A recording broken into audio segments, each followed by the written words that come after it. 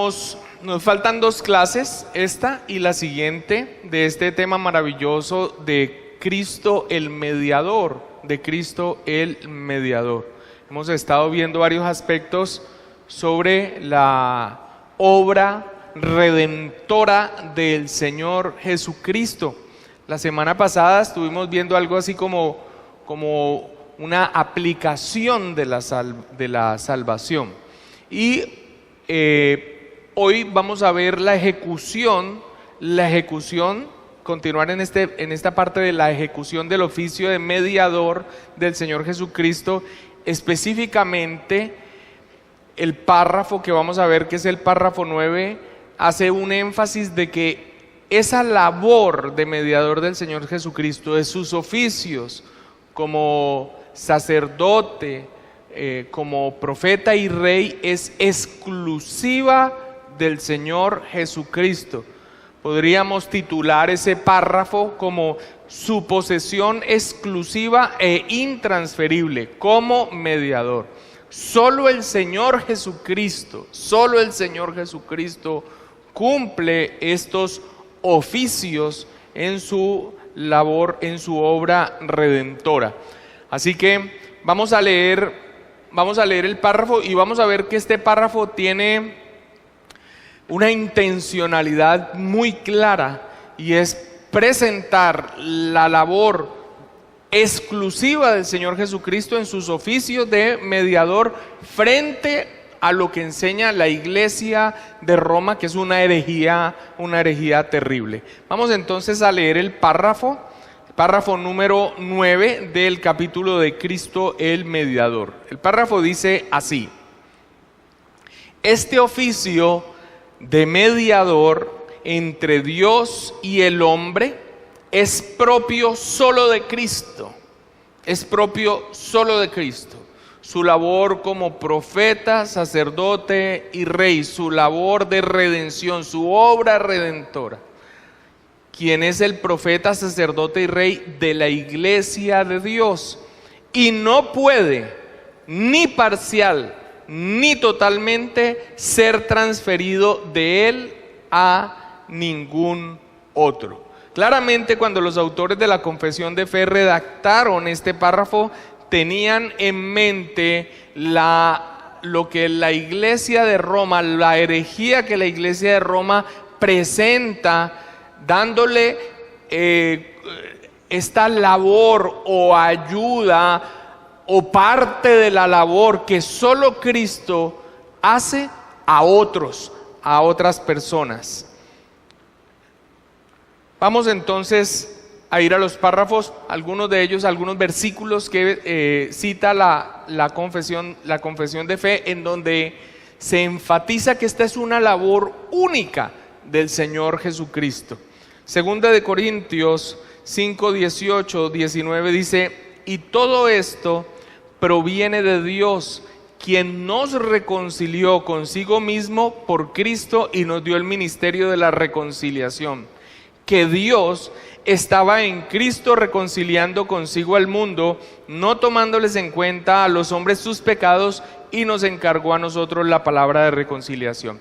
Este texto lo que está puesto allí para mostrar que es una obra de Dios. ¿Quién es el que nos reconcilia?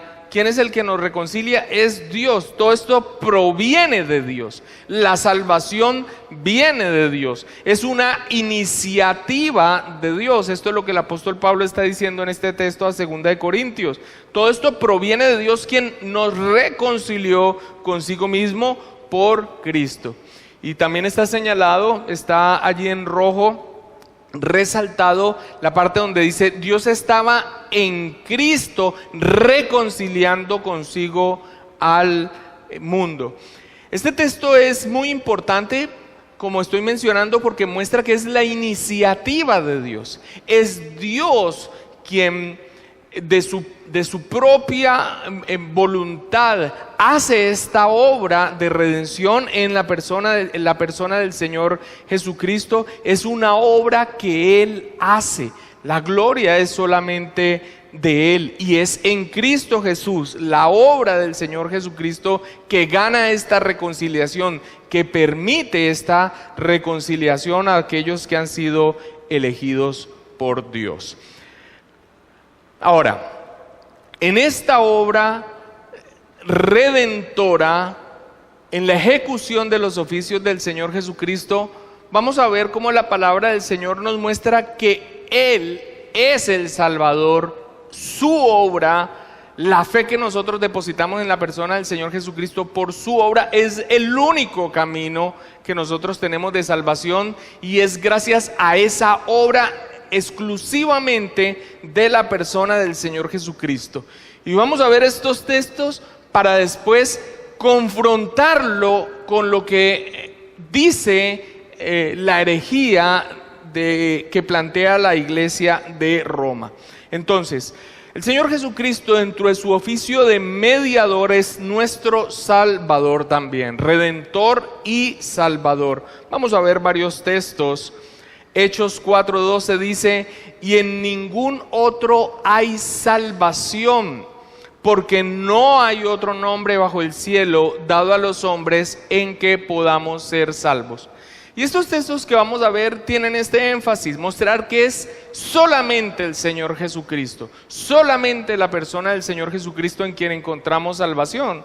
Ustedes dirán, bueno, esto ya lo sabemos, esto es el ABC, esto es lo básico de nosotros como cristianos. El asunto de estos textos de que la Biblia manifiesta que solamente en Cristo Jesús hay salvación, pues para nosotros como creyentes es fundamental y básico. Pero vemos en medio de la cristiandad que hay una incoherencia con lo que supuestamente dicen creer, y finalmente en lo que depositan su confianza, o las contradicciones en lo que afirman. O se tiene en Cristo solamente salvación, porque Cristo y alguien más claramente ya contradice esta afirmación de la Escritura.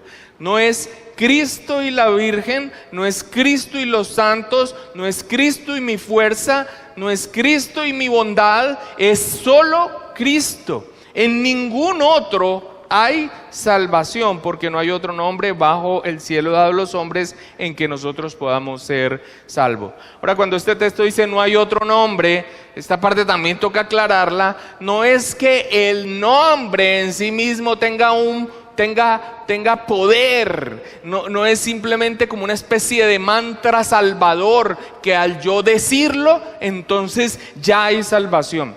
Mire, la perversión es tan tenaz que yo no sé si usted cuando va transitando la ciudad lee estos avisos que han poblado toda la ciudad. Dice: renuncio al diablo, acepto a Cristo.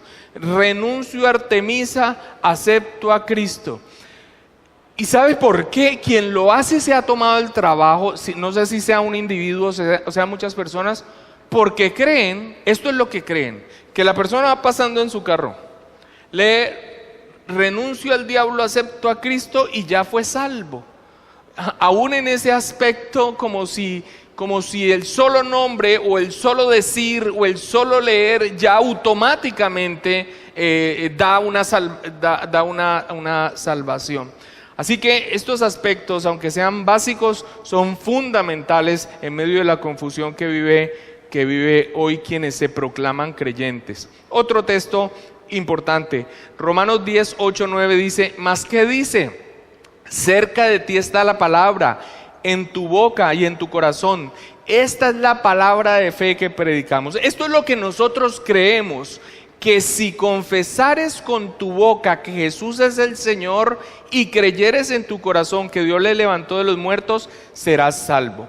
Ahora, insisto, estos textos son citados aquí con un propósito. ¿Cuál propósito? Que solamente en Cristo hay salvación, que solamente Él es el Redentor, no Él y alguien más. Sin embargo, la oportunidad que nos da para mencionar este aspecto es importante. Se quedan con si confesares con tu boca. Cuando dice confesares con tu boca, vuelvo, insisto, no es simplemente como un mantra que el que lo diga básica y automáticamente queda salvo. La confesión de fe, cuando nosotros proclamamos ser creyentes, la proclamamos de una convicción que ya se tiene.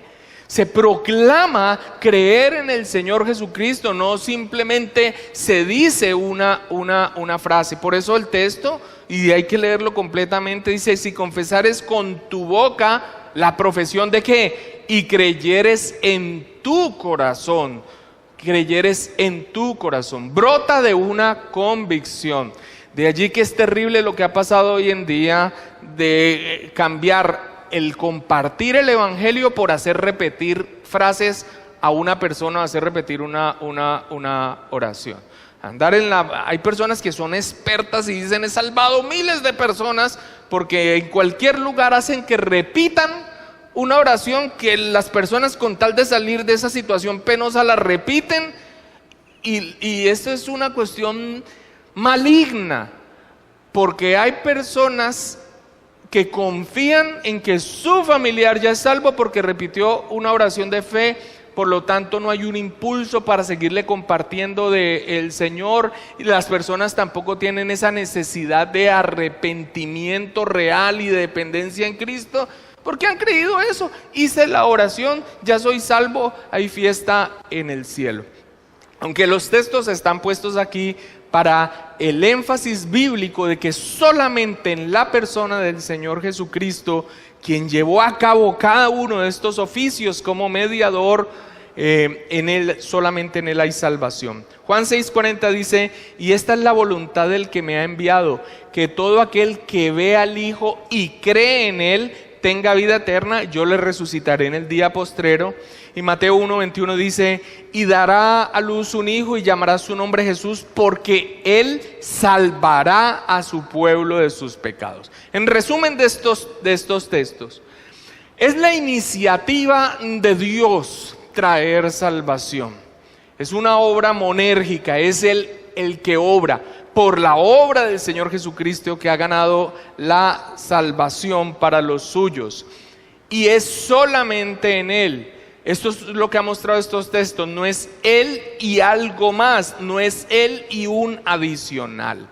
Esto está claro en la palabra del Señor. Ahora, esto se confronta con lo que la iglesia de Roma dice. A nosotros no se nos puede perder de vista que la confesión de fe no solamente es la redacción clara acerca de qué creemos sobre doctrinas fundamentales, sino que las confesiones de fe se forjaron en medio de la controversia.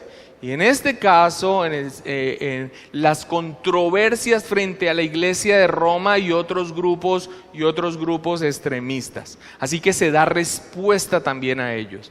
¿Cuál es la herejía en este punto de la iglesia de Roma? ¿Cuál es la herejía? Pues que para ellos, usted dice, ¿cree que es Cristo el Salvador? Ellos van a decir, sí, no lo van a negar. Sin embargo, tienen al lado de Cristo a María como corredentora. María como corredentora con Cristo. El que quiera hacer el ejercicio puede meterse a la página del Vaticano y va a encontrar allí en el catecismo mucho de lo que vamos a citar aquí literalmente. Por ejemplo, en el catecismo de la Iglesia Católica, en el artículo 968 dice: colaboró de manera totalmente singular a la obra del Salvador, hablando de María, por su fe y esperanza y ardiente amor para restablecer la vida sobrenatural de los hombres. Por esta razón es nuestra madre en el orden de la gracia.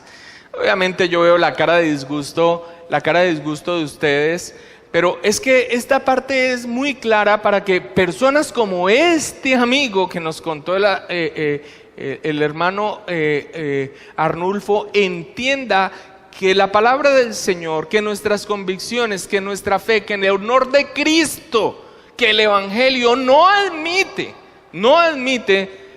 a Cristo y algo más, a Cristo y a alguien más. Esta labor es única y específica en su papel de mediador del Señor Jesucristo, de nuestro Señor Jesucristo. Mira lo que ellos siguen citando, incluso citando las Escrituras, pero torciéndolas. He aquí la esclava del Señor, hágase en mí según tu palabra. Citan a Lucas 1:37-38 y continúan explicando. así dando su consentimiento a la palabra de Dios. María, es que mira que dice el ángel Gabriel, no, es que mira que a ver si permitís que... No, sí, claro, dale. No. Dicen, dando su consentimiento a la palabra de Dios, María llegó a ser madre de Jesús y aceptando de todo corazón la voluntad divina de salvación sin que ningún pecado se lo impidiera. Se entregó a sí misma por entero a la persona y a la obra de su Hijo para servir en su dependencia y con él, por la gracia de Dios, al misterio de la redención. Y continúa diciendo, ella en efecto, como dice San Ireneo, siempre apoyándose en gran parte de la patrística, que tiene graves errores en su proceso de entendimiento teológico, por su obediencia fue causa de la salvación propia y de la de todo el género humano. O sea, gravísimo. Nosotros a veces nos preguntamos, pero ¿cómo pueden creer esto la Iglesia de Roma? ¿Cómo pueden creer esto? Si eso no se encuentra en la Biblia, pues para nosotros es claro que la Biblia, la palabra de Dios, es la única fuente de verdad. Pero resulta que en esta falsa fe, como una iglesia falsa, que no solamente tiene a la palabra del Señor como su fuente de verdad y de revelación, de cómo Dios se ha revelado en ella para salvación, sino que ellos tienen otras fuentes. Dentro de ellas ellos generan doctrina ex cátedra, o sea, doctrinas extrabíblicas.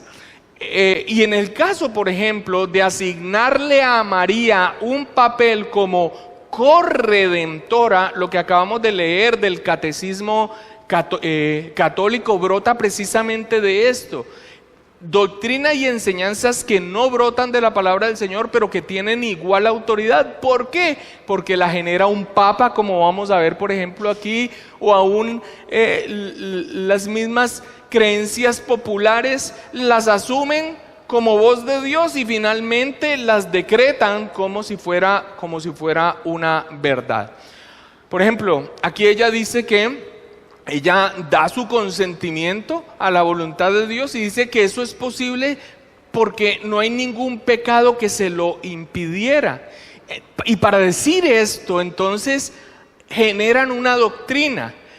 Y la doctrina es que María misma no tiene pecado, nació sin pecado. Y todo esto se va sumando para empezar a darle casi que un papel de deidad a María. Ahora, para hacer ese papel de corredentora, obviamente una criatura con pecado no tiene sentido, así que generan la falsa doctrina de la Inmaculada Concepción. Muchos piensan que Inmaculada Concepción es la doctrina católica que habla de cómo fue concebido Cristo. No, la doctrina de la Inmaculada Concepción no se refiere a cómo fue concebido Cristo, sino cómo fue concebida María. Ellos dicen, la Santísima Virgen María fue desde el primer momento de su concepción, y dicen, en vista de los méritos de Cristo Jesús, preservada libre de la mancha del pecado original. Esto lo dijo el Papa Pío XI el 8 de diciembre el 8 de diciembre de 1854. Genera doctrina fuera de las Escrituras y esto ya queda como dogma de la Iglesia católica. Ahora, esto es totalmente contrario a lo que la misma María declaró. Lucas 1, 46, 48, entonces María dijo, cuando el ángel le hace el anuncio: engrandece mi alma al Señor, mi espíritu se regocija en Dios mi Salvador. O sea, si nace sin pecado, y ella está proclamando como el pueblo de Dios, el pueblo judío entendía la necesidad de ese Mesías, de ese ungido, de un Salvador. en Dios mi Salvador, porque ha mirado la bajeza de su sierva. Pues he aquí, desde ahora me dirán bienaventurada todas las generaciones. María necesitaba un Salvador. Ella fue un instrumento de Dios. Ella misma estaba en una condición de pecado de la cual ser rescatada. Y esto es totalmente contrario a lo que las Escrituras declaran. Romanos 3, 9 al 12 dice: todos están bajo pecado, como está escrito, no hay justo ni aun uno, no hay quien entienda, no hay quien busque a Dios, todos se desviaron, a una se hicieron inútiles, no hay quien haga lo bueno, no hay ni siquiera uno. Y Romanos 3:23, por cuanto todos pecaron y están destituidos de la gloria de Dios. Como ese punto de conclusión que da el apóstol Pablo después de haber expuesto en Romanos 1, en Romanos capítulo 2, la condición en que se encuentra todo hombre, tanto gentiles sin la ley escrita, como judíos aún con la ley escrita, pero violentándola.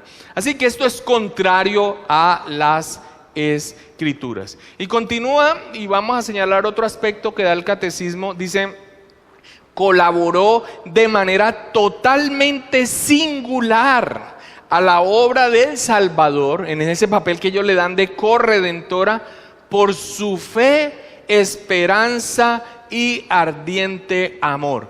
Ahora, lo que nosotros vemos en la narración bíblica, que es aún María como ejemplo de los creyentes, aún María, como dice la misma Escritura, que se le llamaría bienaventurada, nosotros podemos ver su incapacidad y aún sus dudas en la misma narración bíblica, como para que se señale, como hace el catecismo, que por una virtud y firmeza propia entonces tiene el derecho para hacer esa labor de corredentora.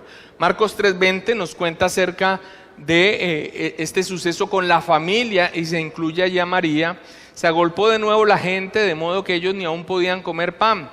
En cuanto a la labor del Señor Jesucristo, el ministerio, cuando lo oyeron los suyos, Nueva Versión Internacional dice: cuando se enteraron sus parientes, vinieron para prenderle porque decían: está fuera de sí.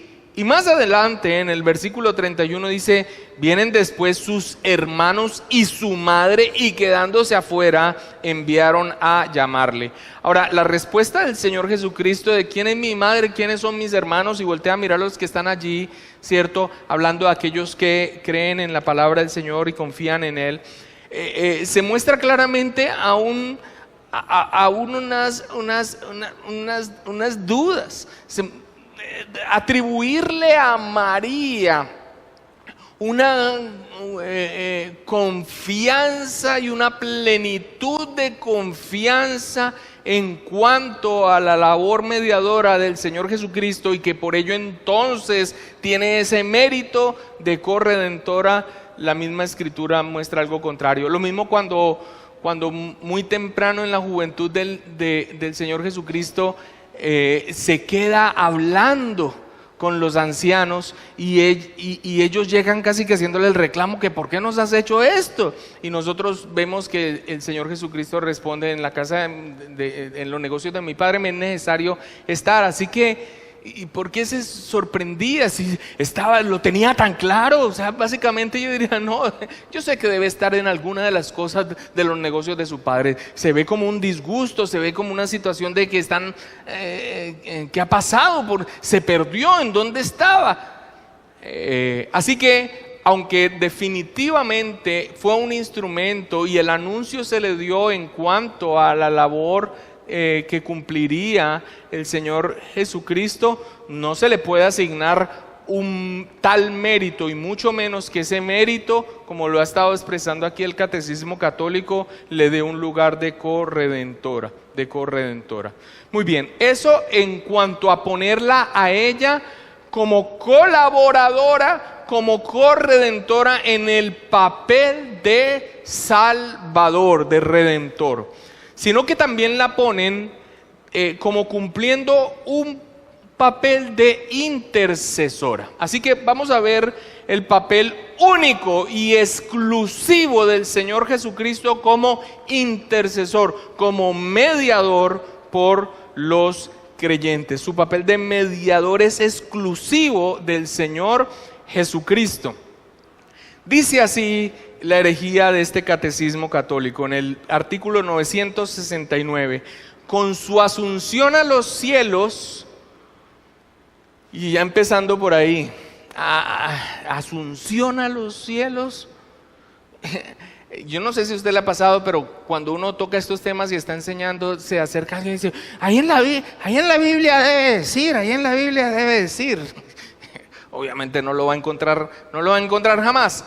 Pero esto es doctrina ex cátedra. Dice: con su asunción a los cielos, hablando de María, no abandonó su misión salvadora, sino que continúa procurándonos con su múltiple intercesión los dones de la salvación eterna. Por eso la Santísima Virgen es invocada en la Iglesia con los títulos de abogada, auxiliadora, socorro, mediadora. Esto es una usurpación de los papeles redentores, del papel redentor del Señor Jesucristo, de los oficios realizados única y exclusivamente por el Señor Jesucristo. Claramente no es la palabra de Dios su única fuente de verdad. Todo esto se genera, son doctrinas ex cátedra, doctrinas extra bíblicas. Empecemos con el asunto de con su asunción a los cielos. La asunción de María. Esta doctrina fue definida como dogma de fe, o sea, verdad de la cual no se puede dudar. Eso significa dogma de fe, por el Papa Pío XII el 1 de noviembre de 1950. Muchos se sorprenden, ¿cómo así? Sí, eso está hasta relativamente nuevo, esta creencia. Continúa diciendo: no abandonó su misión salvadora, sino que continúa procurándonos con su múltiple intercesión los dones de la salvación eterna. Por eso la Santísima Virgen es invocada. O sea, miren la usurpación de los roles del Señor Jesucristo en la Iglesia con los títulos de abogada, auxiliadora, socorro, mediadora. Pero ¿qué es lo que dice la Escritura? ¿Qué es lo que dice la Escritura? 1 Timoteo 2:5 dice: porque hay un solo Dios y ¿qué? Un solo mediador entre Dios y los hombres, Jesucristo hombre. 1 Juan 2:1 dice: hijitos míos, estas cosas os escribo que no pequéis. Si alguno hubiere pecado, abogado tenemos para con el Padre, a Jesucristo el justo. A Jesucristo el justo. Ahora, esta es la explicación que da. No, pero es que ustedes saben que la mamá de uno es casi siempre la que va a interceder delante del papá. La mamá lo entiende a uno más, entonces por eso uno, pues antes de ir al Padre, uno va a María. Miren, las implicaciones que tienen estas explicaciones, en primer lugar, no son bíblicas, pero en segundo lugar tiene errores gravísimos, porque se muestra algo que presenta la familia, por lo menos en nuestro continente. Son familias donde el padre está ausente, donde el padre está ajeno, donde el padre no es el sacerdote, donde el padre no es el que guía a sus hijos, a su esposa a la fe. El padre es alguien distante. El padre es tan distante que se necesita recurrir a la mamá para que vaya y haga su labor. Y eso inclusive se utiliza como argumentación. O sea, por eso, y voy a decir algo que es de mi propia opinión, por eso esa cantidad de jovencitos con problemas de homosexualismo, porque no han tenido una figura paterna, y eso no es excusa, pero incide. No han tenido una figura paterna criado por la mamá y por las hermanas. No es excusa, porque muchos se han levantado, y posiblemente aquí, criados por una mamá y con hermanas, y patean para el lado que es. Sin embargo, miren cómo aún esta argumentación casi que avalando un problema que el pecado ha traído sobre la familia es usado, y la gente dice, inmediatamente se va a su experiencia personal y dice, ay, sí, no, eso es que mi papá, no, es mejor ir a la mamá. Entonces, claro, la mamá. Ahora, ¿qué dice la Escritura? Mira lo que dice Hebreos 4, 15 al 16. Porque no tenemos un sumo sacerdote que no pueda compadecerse de nuestras debilidades. O sea, poner como esa distancia de no, es mejor ir a una madre que entiende más porque es más difícil. Es ir en contra de la labor del Señor Jesucristo, inclusive parte del propósito de su encarnación, quien como Dios hombre cumple ese papel mediador. Ustedes sabían que una de las características que debía tener el sumo sacerdote era precisamente en su humanidad tener una compasión, podía entender al pueblo. Hebreos lo manifiesta, que no pueda compadecerse de nuestras debilidades, sino uno que fue tentado en todo según nuestra semejanza, pero sin pecado. Acerquémonos pues, ¿cómo? Confiadamente al trono de la gracia, para alcanzar misericordia y hallar gracia para el oportuno socorro. Ese es el aspecto desvirtuador de las verdades bíblicas, en donde entonces se muestra a Dios adusto y masculino y duro y lejano, para entonces asignarle un papel mediador que cumple el Señor Jesucristo, asignárselo en este caso a esa diosa mujer, a María, porque eso es lo que se plantea allí. Y continúa diciendo el catecismo: abogada, auxiliadora, socorro. Todo esto se puede resumir en un término griego que se utiliza con respecto a la persona del Señor Jesucristo en su labor con los discípulos, en su ministerio terrenal, y que después cumple el bendito Espíritu Santo de Dios. Esto es paracletos, auxiliadora, socorro, nuestra ayuda. Juan 14, 16 dice: yo rogaré al Padre y os daré otro consolador para que esté con vosotros para siempre. Juan 14, 26 dice: mas el consolador, el Espíritu Santo, a quien el Padre enviará en mi nombre, Él os enseñará todas las cosas y os recordará todo lo que yo os he dicho. No, o sea que eso que suena tan de tanto sentido, de una labor que cumple mejor una mujer, eso en la experiencia personal se lo tragan muchos que no tienen el Santo Espíritu de Dios, pero conforme a las Escrituras es una abominación que usurpa el papel del Señor Jesucristo, quien se compadece de nosotros, quien Él mismo fue tentado, que entiende nuestra condición y nuestra necesidad e intercede por nosotros. Y esto nos lleva al aspecto de intercesión, porque dice el Catecismo Católico, bueno, y alguien dirá, ¿y por qué estamos viendo lo del Catecismo Católico? Insisto, porque la confesión de fe se forja no solamente para redactar de manera clara y concisa qué es lo que creemos de las Escrituras, sino que se forja en medio de la controversia y da respuesta a las enseñanzas torcidas y heréticas. Así que aquí está muy claro que este párrafo de la confesión fue hecho para dar respuesta a esta herejía. Ahora, con su múltiple intercesión, hablando de María, Romanos 8:34 dice: ¿quién es el que condenará? Cristo es el que murió, más aún el que también resucitó, el que además está a la diestra de Dios, el que también intercede por nosotros. O como ya lo leímos, que hay un solo mediador entre Dios y los hombres, Jesucristo hombre. ¿Quién intercede por nosotros? Cristo mismo. ¿Quién fue el que entró al lugar santísimo no hecho por mano de hombres? El Señor Jesucristo. Él es el que intercede por nosotros. Romanos 8:26 dice: y de igual manera el Espíritu nos ayuda en nuestra debilidad. Pues ¿qué hemos de pedir como conviene? No lo sabemos, pero el Espíritu mismo intercede por nosotros con gemidos indecibles. El Espíritu Santo también como paracletos en esa labor de intercesión.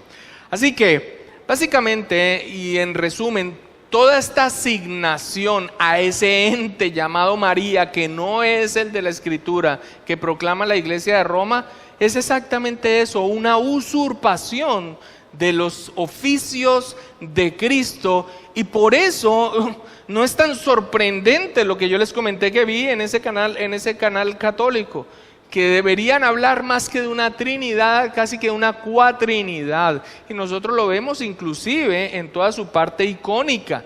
Nosotros le vemos elevada a un papel de deidad, elevada a un papel de deidad. El artículo 2683 dice, 2683 dice, los testigos que nos han precedido, y entonces ya aquí no solamente cumple un papel intercesor María, sino también otros hombres. Y a estos hombres se les asigna el título de santos, quitándoselo a quienes pertenece esa designación. ¿Saben quiénes son los santos? Todos los creyentes, apartados para Dios. Nosotros, la iglesia, los santos. Cada una de muchas de las salutaciones que se dan en las cartas, vemos a los santos que están en la iglesia. Nosotros somos los santos. Pero ¿qué dice la Iglesia de Roma con respecto a los santos? Escuchen esta terrible blasfemia. Dice que son personas que han cumplido con todo lo que se necesita para su salvación por sus méritos, pero que incluso han sido tan buenos que les sobra. Y le llama a esto obras de supererogación. Obras de supererogación. O sea, salvación, fe más obras. Ellos tuvieron fe, hicieron obras, pero hicieron obras de más. Obras de supererogación. ¿Qué hacen con esas obras de más? Dicen que las acumulan en el banco de la fe de la iglesia. Y la iglesia, como administradora de la gracia, a usted, que le hace falta para ganarse el cielo, porque hay que ganárselo a punta de mérito, entonces se le da de lo que tienen en el banco.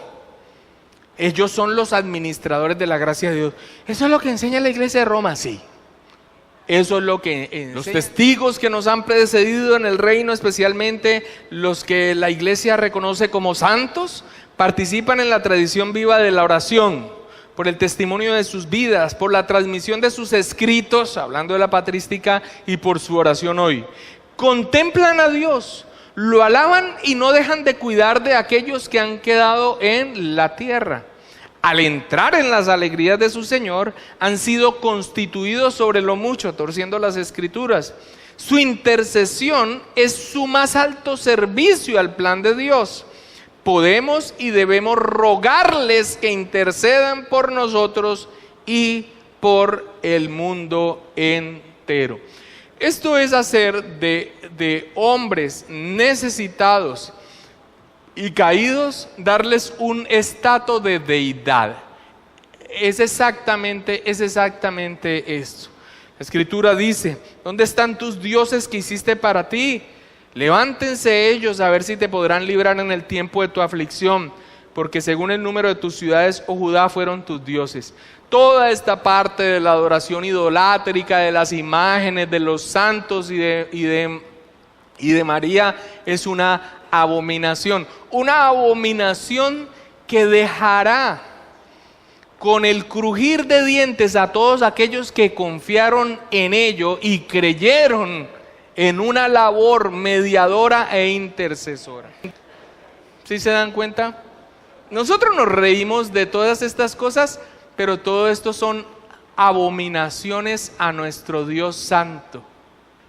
Usurpación del papel único, mediador en sus oficios como sumo sacerdote, profeta y rey de nuestro Señor Jesucristo. Atribuírselos a otro es una abominación y es una blasfemia, y quienes en ellos confían, así digan que confíen en Cristo, más algo más, va a ser una bancarrota, va a ser una tragedia el día que tengan que estar frente a frente con el Dios Santo. Este oficio, repitamos entonces el párrafo, de mediador entre Dios y el hombre, es propio solo de Cristo, quien es el profeta, sacerdote y rey de la iglesia de Dios, y no puede ni parcial ni totalmente ser transferido de él a ningún otro. Muy bien, hermanos, bendiciones del Altísimo.